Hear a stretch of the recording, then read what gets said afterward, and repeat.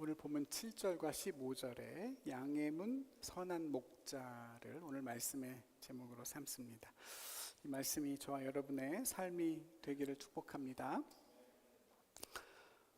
나면서부터 맹인이었던 사람이 이제 유대교로부터 출교를 당하게 되자 예수님이 그를 찾아내셔서 만나십니다. 그런 예수님을 그가 인자요 나의 주님이라고 고백하고 이제 엎드려 절하게 되죠. 이런 상황에서 예수님께서 유대인들과 바리새인들을 향해 하신 말씀이 오늘 본문에 계속 이어지고 있습니다. 예수님이 하신 말씀의 내용 자체는 상당히 따뜻한 그런 내용이지만 대화의 분위기는 그렇지 않은데요. 이 대화가 앞에 9장과 연결되어 있고 또 주요 청중이 유대인들과 바리새인들이기 때문입니다. 오늘 본문의 내용은 그렇게 어렵지는 않습니다. 예수님께서 나는 무엇이다 이렇게 표현하시는 이른바 에고 에이미의 세 번째 그리고 네 번째 내용이 오늘 본문에서 하나의 맥락 안에 나오고 있습니다. 전반부에서는 나는 양의 문이다 이렇게 말씀하시고 뒤에서는 나는 선한 목자다 이렇게 말씀하십니다. 예수님께서 우리를 구원과 생명으로 인도하실 때는 양의 문이시고 또 우리를 돌보고 인도하실 때는 목자, 그 중에서도 선한 목자 이렇게 말씀하십니다. 근데 여기서 우리가 한 가지 주목하게 되는 중요한 사실은 주님의 이 두 가지 서로 다른 비유 모두에서 저와 여러분은 둘 다 공통적으로 양이라는 사실입니다. 예수님께서는 양의 문이 되기도 하시고 선한 목자가 되기도 하십니다. 근데 우리는 양쪽 모두에서 똑같이 다 양입니다. 대단히 중요한 부분이겠죠. 예수님이 양의 문이시고 목자이신 것도 중요하지만 저와 여러분이 양이라는 것도 너무 중요합니다.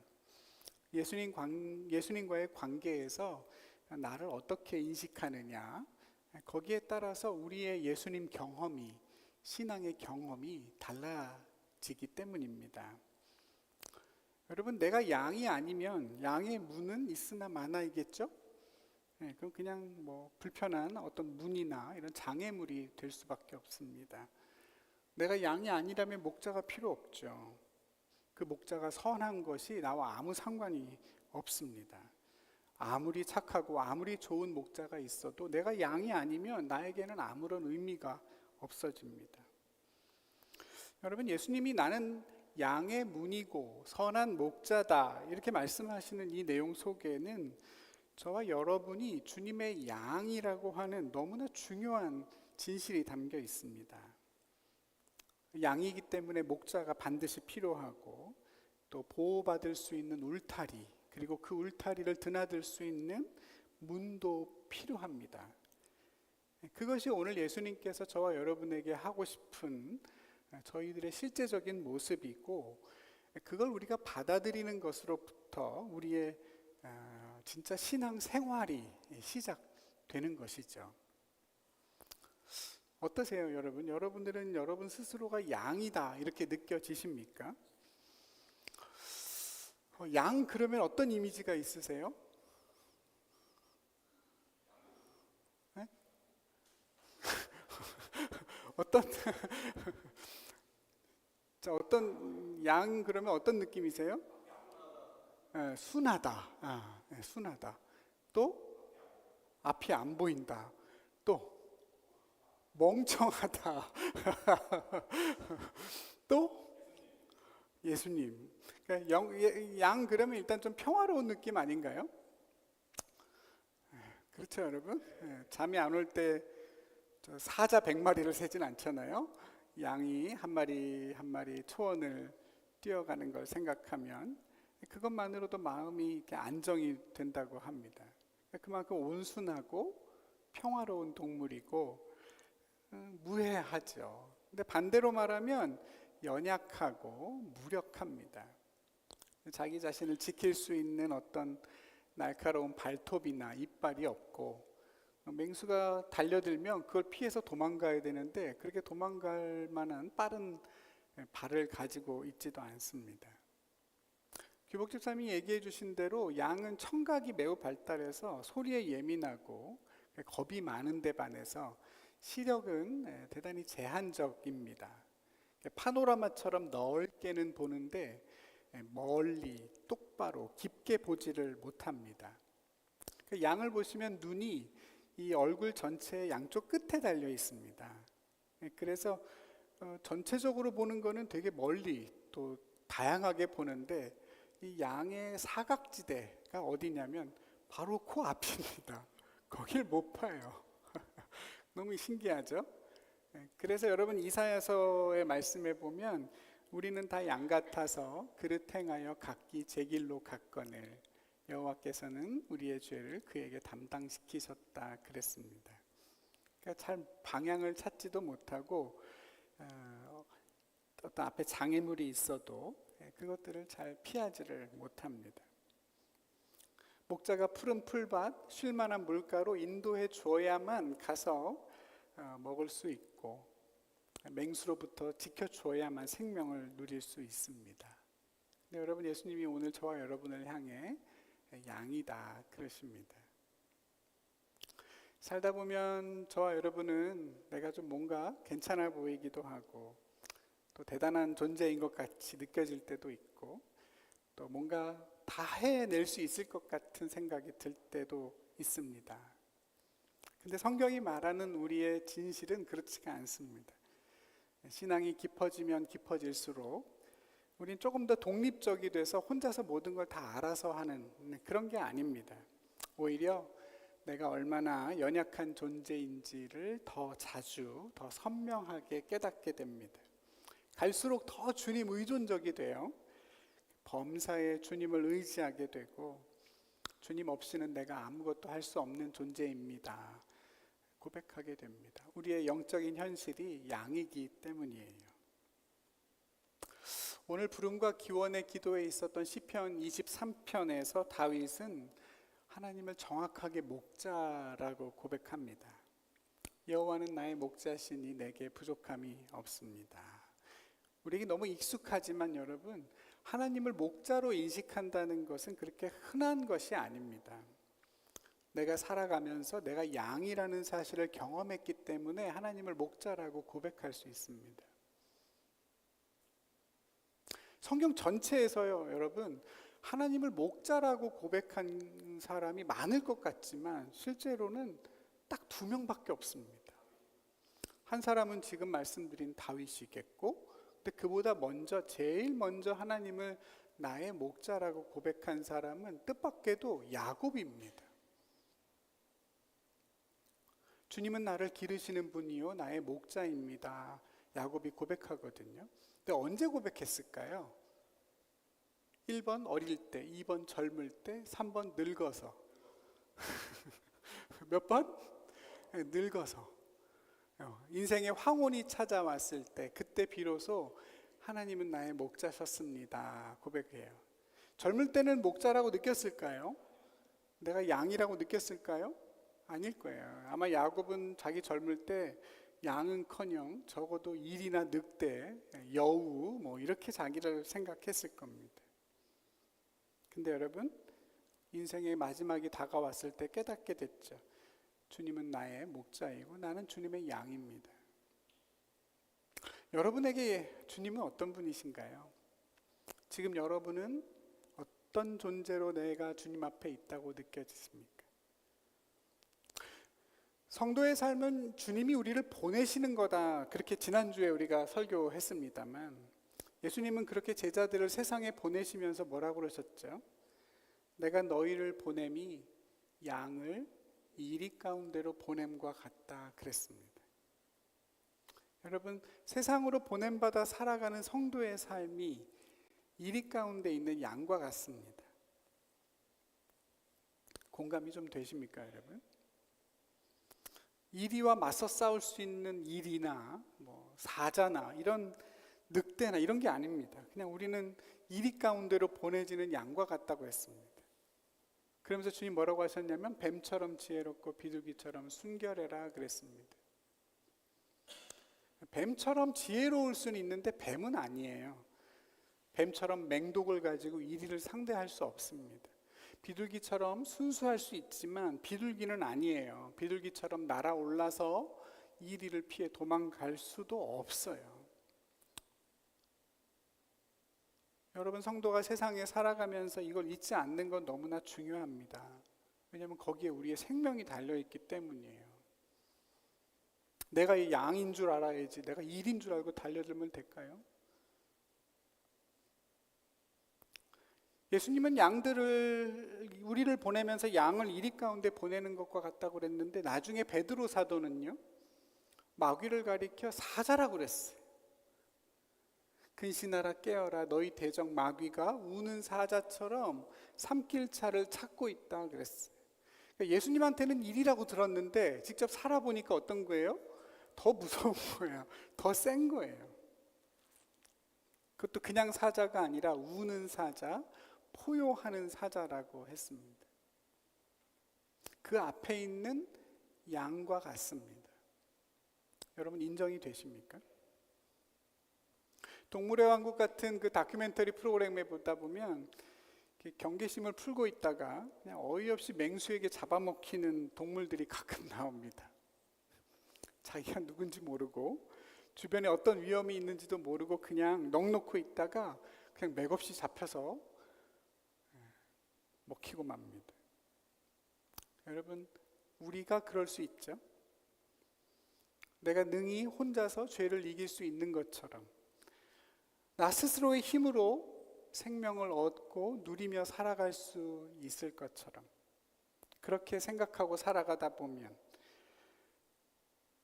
여러분, 세상에 살면서 내가 뭔가 어떤 지위를 얻게 되고 영향력을 가지게 돼서 사람들의 인정도 받고 돈도 좀 벌고, 여러분, 그러면 우리는 당장 그렇게 생각합니다. 내가 뭔가 좀 된 것 같고 그러면 내가 어떤 힘을 가지고 있다고 생각하죠. 그러면 여러분, 그것은 결국 마귀에게 노란하는 우리 자신을 발견하는 지름길이 되고 맙니다. 지난 수요일에 저희가 음행에 관한 얘기를 했습니다. 음행의 죄에 대하여 바울 사도가 성도들에게 뭐라고 권면했습니까? 음행이라는 죄에 대하여는 너희는 피해야 한다 그랬습니다. 그때 피하다라는 동사는 그냥 조심하고 주의하는 게 아닙니다. 목숨 걸고 도망친다라는 뜻이라고 그랬어요.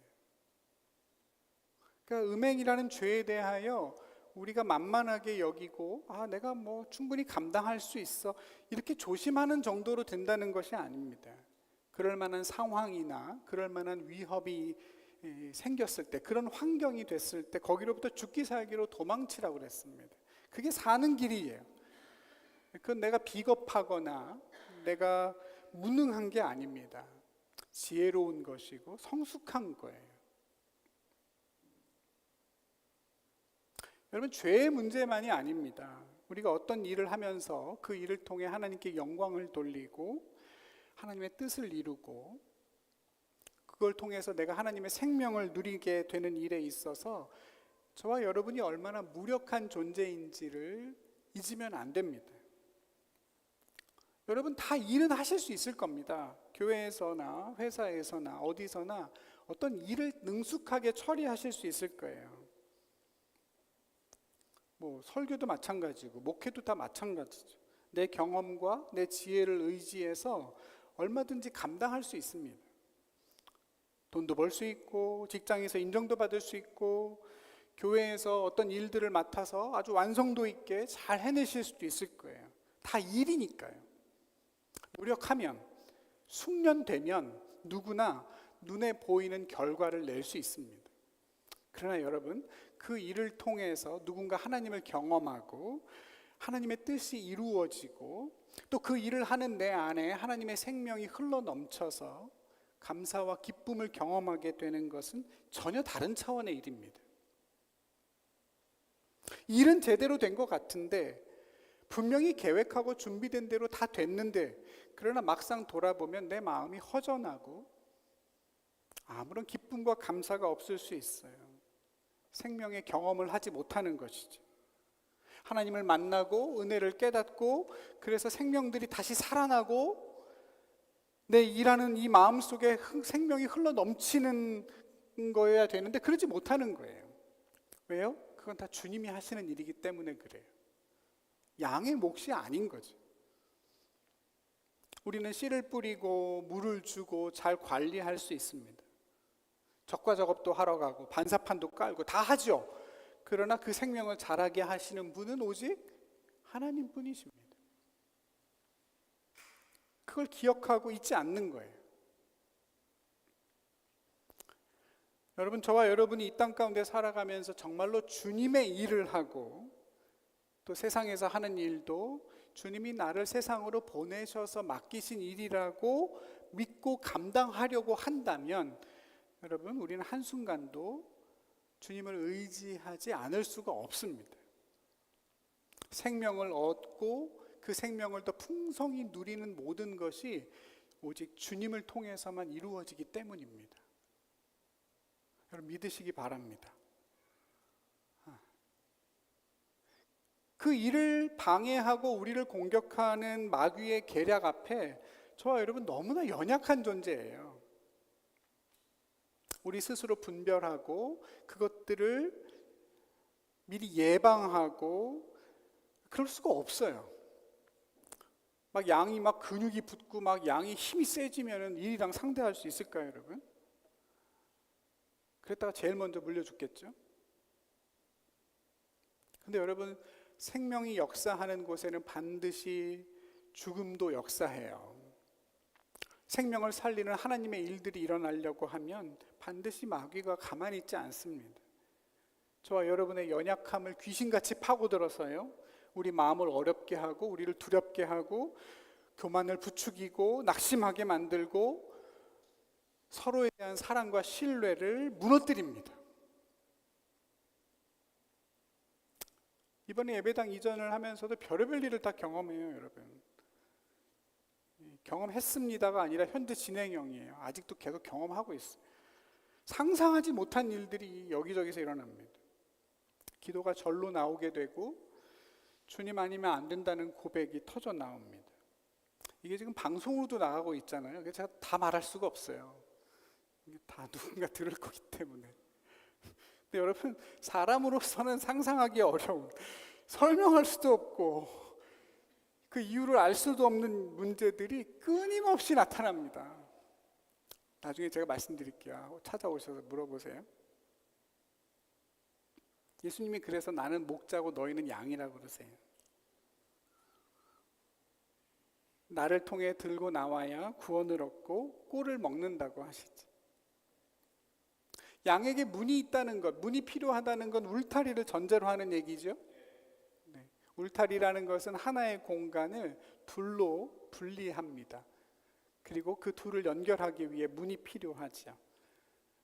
우리 안에, 울타리 안에 있으면 안전하지만 먹을 게 없고 울타리 밖으로 나가면 위험하지만 먹을 게 있습니다. 그 둘을 연결하는 것이 바로 문이죠. 근데 예수님은 그 문을 들고 나가는 그 문이 자기 자신이다. 양들의 문이 나다. 나를 통하여 들어오고 안식을 누리게 되고 나를 통하여 나감으로 꼴을 먹는다 하십니다.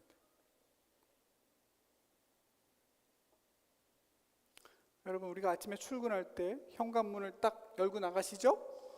네, 그 나가서 세상 가운데서 열심히 일을 하고 돈을 법니다. 하루 종일 수고하고 집에 들어올 때 다시 문을 열고 집에 들어와 안식과 쉼을 누리게 됩니다. 근데 여러분, 예수님 말씀하세요. 너희의 인생의 문은 나다. 나를 통하여야 온전한 쉼이 있고 나를 통하여야만 온전한 먹을 영적인 꼴이 있다. 너희의 인생은 예수라는 문을 통해 들어가고 나가는 하나의 과정이다. 그 과정을 통해 생명을 얻고 풍성히 얻게 될 거라고 약속하십니다. 여러분, 조금만 더 예수님을 우리의 삶에 실존적으로 받아들이고 경험하기를 바랍니다. 내가 정말 아침에 문을 열고 나갈 때 그 문이 마치 주님이신 것처럼, 내가 정말 주님이라는 문을 열고 세상으로 나가는 것처럼, 그리고 다시 들어올 때도 그 주님이라는 문을 열고 다시 집에 들어오는 것처럼 나의 모든 선택과 모든 출입이 예수님이라는 문을 통해 이루어지도록 의식적으로 또 습관적으로 그 문을 드나드는 삶을 저와 여러분이 꼭 살았으면 좋겠습니다. 한 분이 아멘 하시네요. 마음으로는 다 아멘이시죠? 네. 세상에는 우리를 지켜주고 우리를 인도해 주겠다는 수많은 가짜 문들, 다른 문들이 존재하죠. 그 문 안으로만 들어가면 안전할 것 같고 또 그 문 너머에 아주 화려한 삶이 있을 것처럼 우리를 미혹합니다. 근데 오늘 예수님 뭐라고 그러시냐면 그 문들은 다 뭐다? 너희를 도둑질하고 죽이고 멸망시키는 절도요 강도다 그러세요.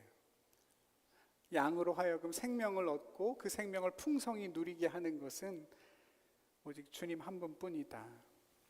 왜냐하면 그 양의 문은 양을 위하여 목숨을 버리는 선한 목자이기도 하기 때문이라고 하십니다.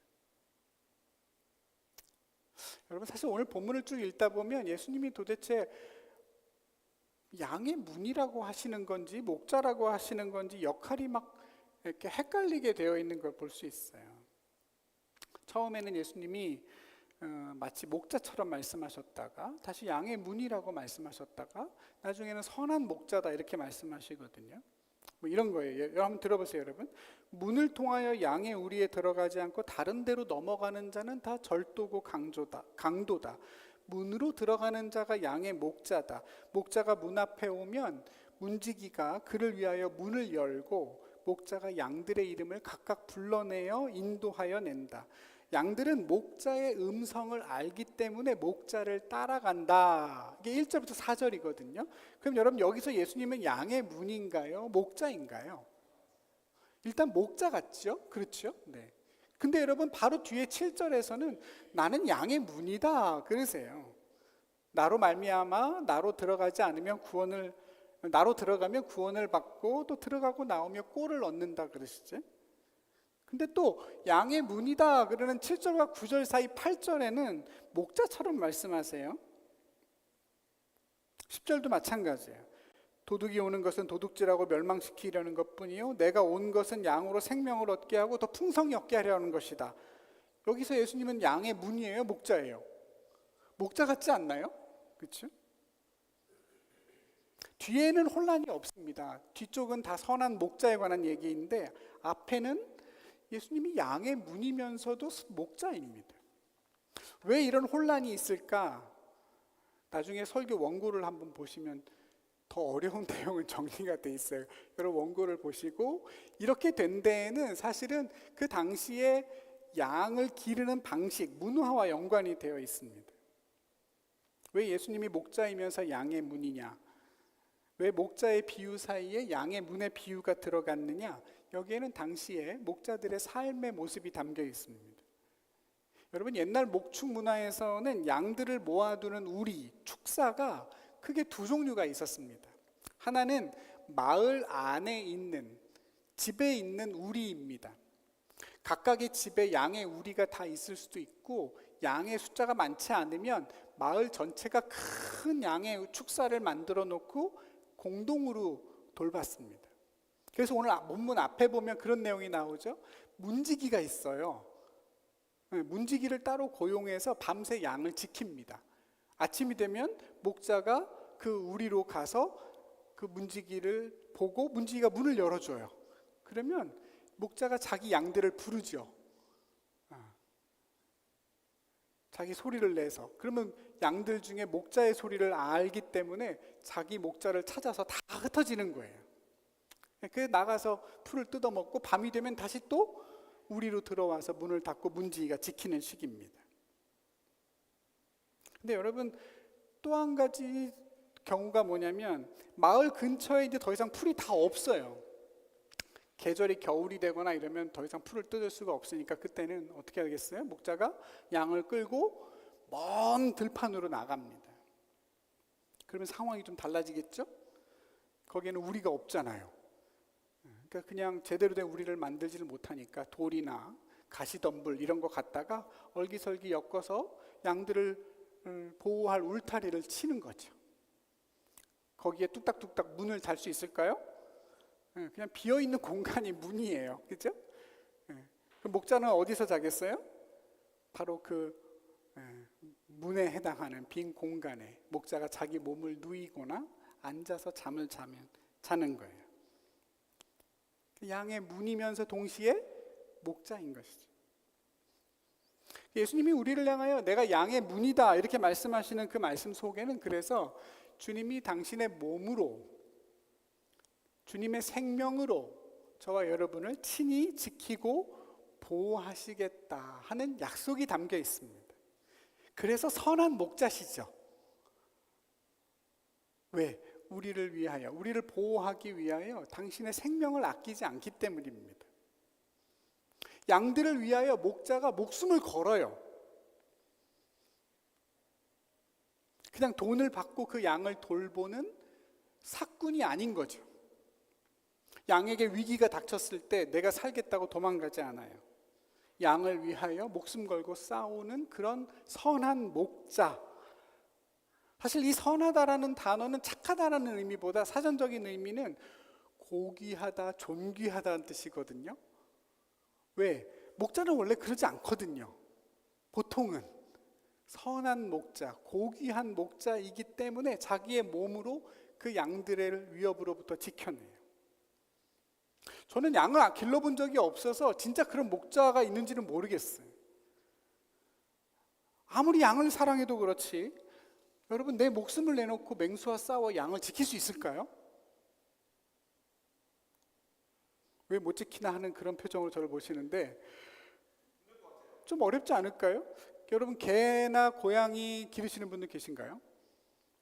만약에 여러분들 이렇게 그 산책 나갔는데 다른 큰 개가 내 애완견이나 애완묘를 공격을 해요. 그럼 여러분 어떻게 하시죠?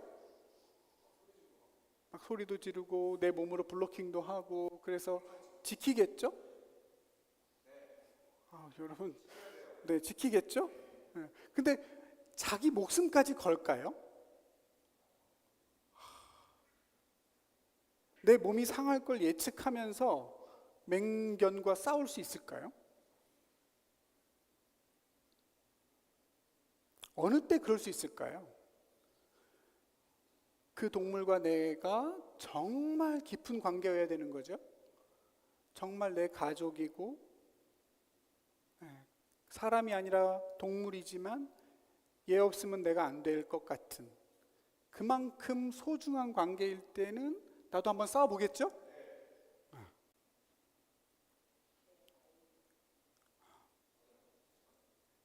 그걸 예수님 뭐라고 하셨냐면 내가 그 양을 안다 그러셨어요. 어느 정도로 친밀하게 아냐면 하나님이 나를 알고 내가 하나님 아버지를 아는 것처럼 내가 저 양을 그렇게 알기 때문에 내 목숨을 버린다고 그러셨어요. 양의 우리에서 양들을 끄집어낼 때 뭐 예컨대 목자의 음성을 안다 그랬으니까 호로로 이렇게 해가지고 자기 음성을 듣고 양들이 쫄래쫄래 따라 이게 아니라고 그러죠. 오늘 본문에 보면 어떻게 한다고 그래요? 그 양들의 이름 하나하나를 부른대요. 양 무리, 양 떼를 몰아가는 것이 아니라 다 알아요. 목자가 그 양의 특성과 개성을 다 알아서 이름을 다 이미 붙여줬어요. 이쁜이, 전박이, 흰백이, 뭐 뚱뚱이, 하여튼 다 이름을 붙여줘서 그 하나하나를 내가 온전히 알아요.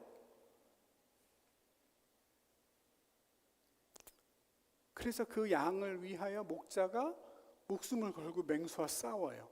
진짜 그럴 수 있나? 그럴 수 있다고 성경에 다윗이 얘기하죠. 골리앗하고 싸우러 가가지고 너 안 된다 그랬더니 무슨 소리냐, 나는 내 양이 곰이나 사자나 맹수에게 잡혀갔을 때 내가 직접 가서 그 맹수와 싸워서 그 맹수의 입에서 아가리에서 내 양을 끄집어내서 가지고 왔다는 거예요. 그 양은 내가 일하는 돈을 받기 위한 대상이 아니죠. 아버지의 재산이 아니에요. 그 양은 내가 아는 나의 가족이고 나의 생명과도 같은 존재인 거예요. 여러분, 예수님이 저와 여러분을 그렇게 알고 계시고 그래서 우리의 선한 목자가 되십니다. 저와 여러분의 생명을 위해서 십자가에서 주님의 몸으로 죄와 싸우셨죠. 죽음의 아가리에서 저와 여러분을 끄집어내기 위해 부활하셨어요. 그리고 지금도 친히 양의 문이라고 말씀하세요. 저와 여러분이 생명을 얻고 더 풍성히 얻게 하기 위하여 주님이 저와 여러분의 문이 되셔서 우리를 들어가고 나가게 인도하고 계시고, 더불어 그 문을 주님의 몸으로 지켜서 우리를 보호하고 계신다고 말씀하십니다. 주님의 양이 되시고 양으로 살아가시기를 축복합니다. 여러분, 선한 목자는 양을 수단으로 생각하지 않아요. 돈벌이 수단으로 보지 않는단 말이에요. 쟤를 잘 길러서 어떻게 잡아먹어야지, 어떻게 팔아야지가 아니라 그 자체의 그 생명이 목적으로 여기기 때문에 선한 목자예요. 삭군과 목자는 여기서 갈리는 거죠. 선한 목자는 양이 목적인데 삭군은 돈이 목적이에요. 사실 삭군은 그렇게 나쁜 게 아닙니다, 여러분. 선한 목자가 대단한 거죠. 돈을 받고 일하는 모든 월급쟁이는 다 삭군이에요. 그렇죠? 이 중에 삭군이 아닌 분 계십니까? 사장님은 아니실 수도 있겠지. 그치? 내가 받은 만큼 일하는 삭군이면 훌륭하죠. 내가 받은 돈만큼 열심히 일하는 삭군이에요. 그러면 충성된 삭군이고 그 정도면 충분합니다. 근데 여러분 보세요. 내가 이 돈을 받은 만큼 일한다는 그 기준이 어려워요. 돈으로 내 일의 가치나 내 헌신을 측정할 수 없기 때문입니다. 여러분이 받는 월급보다 여러분은 더 일한다고 생각하세요? 아니면 받는 돈값을 못한다고 생각하세요? 어디까지가 내가 받는 싹스에 대한 책임일까요? 그건 대단히 주관적인 것이죠. 그리고 그 일에 대한 나의 태도의 문제이지 객관적인 기준에 따로 있지 않습니다. 내가 돈을 받는 목자예요. 누군가에게 돈을 받고 누군가의 양을 대신 돌보는 목자입니다. 그런 목자라면 그는 삭군이에요. 그러나 삭군처럼 일해서는 목자가 될 수는 없어요. 왜냐하면 목자는 양의 생명을 지키고 살리는 존재일 때만 목자이기 때문입니다. 예수님께서 양의 문이고 선한 목자가 되신다는 말씀의 의미는 예수님은 어떤 경우에도 저와 여러분을 다른 목적을 위한 수단으로 삼지 않는다는 뜻이에요. 내가 너를 사랑한다 라는 말 속에는 뭐가 담겨 있어요? 너를 목적으로 삼는다는 뜻이에요. 그러면 내 생명도 내어줄 수 있어요. 목자의 목적이 이익이 아니라 양의 생명이기 때문에 그는 선한 목자입니다.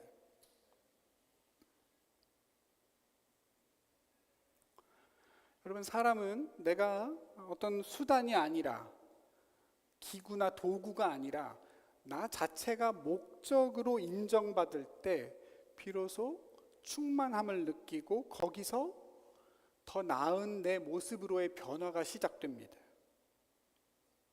누군가 나를 지금 있는 모습 그대로 받아들여주고 나를 통제하거나 바꾸려고 하지 않고 그냥 다른 이유 없이 그냥 나를 원하고 나를 귀하게 여길 때 그때 인간은 스스로 마음을 열어서 더 나은 변화를 향하여 돌이킬 수 있습니다. 양을 위하여 목자가 목숨을 버릴 때, 하나님이 인간을 위하여 십자가를 질 때, 어떤 수단을 위해서 우리를 구원하시는 것이 아니라 그냥 우리 자체가 목적이 되어 당신의 생명을 내어주실 때 우리 인간은 비로소 사랑의 눈을 뜨고 그 사랑에 항복하게 되죠. 저와 여러분이 그래서 여기 와 있죠. 그리고 그 사랑을 증언하기 위해서 우리가 모여 있습니다.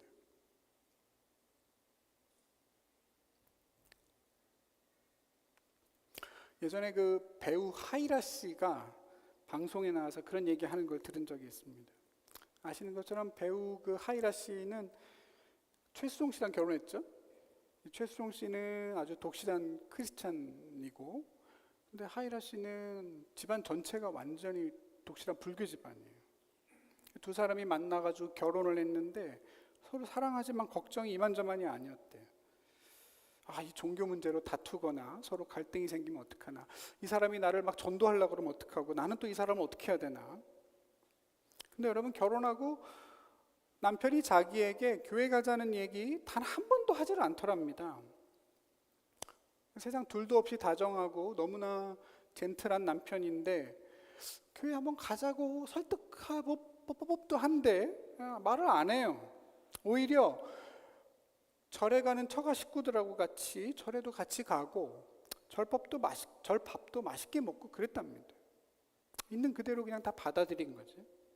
심지어 여러분, 불교 믿는 분들은, 독실한 분들은 어디 상가집 같은 데 갔다 오면 집에 들어오기 전에 어떻게 하시는지 아세요? 들어오기 전에 소금을 뿌리죠. 소금을 다 뿌려서 액을 다 벗겨내고 이제 집에 들어오게 하거든요. 근데 최수홍 씨가 상가집 같은 데 갔다 오면 하이라 씨가 다 소금을 뿌리는 거예요. 문 앞에다 두고. 근데 그 소금을 다 맞으면서도 한 번도 싫은 내색을 하지 않고, 한 번도 자기 방식을, 야, 이런 거 우리 기독교에서는 아무런 것도 아니야, 무슨 소리야, 상관없는 거야, 이렇게 말하지 않고 그거 그냥 다 받아들여 주고, 자그마치 묵묵히 15년을 그렇게 있었답니다. 목적으로 대한 거죠. 그 15년이 지난 어느 날 이 하이라 씨의 동생이 무슨 일을 겪고 하이라 씨랑 같이 얘기하는 과정에서 그랬대요. 언니, 나 이제는 더 이상은 교회를 안 갈 수가 없게 된 것 같다. 교회를 가야 될 것 같다. 엄마가 반대하고 가족이 반대하더라도 이제 나는 교회를 가야겠다.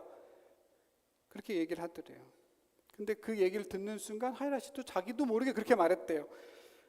나도 그래야 될 것 같다고. 나도 교회를 가야 될 것 같다. 그래서 두 분이 같이 예수님을 믿게 됐다는 얘기를 하더라고요.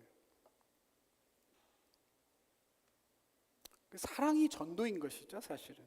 전도를 목적으로 해서 그 사람을 수단화하는 것이 아니라, 물론 전도해야 하지만 그 사람이 교회를 나오게 만드는 것이 목적이 아니라 그 사람을 사랑하고 그 사람을 예수 그리스도가 그를 사랑한 그 목적 그대로로 받아들여서 그렇게 인정해주는 마음들이 전달되는 것이죠.